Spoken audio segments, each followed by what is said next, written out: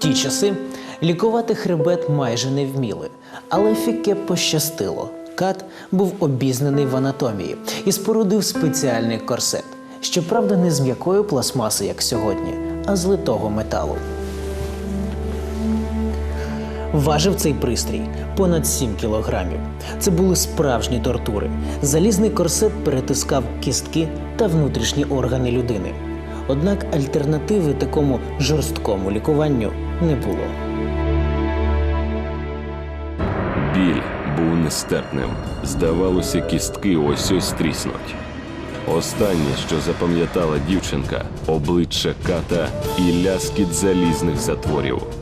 А потім стало темно.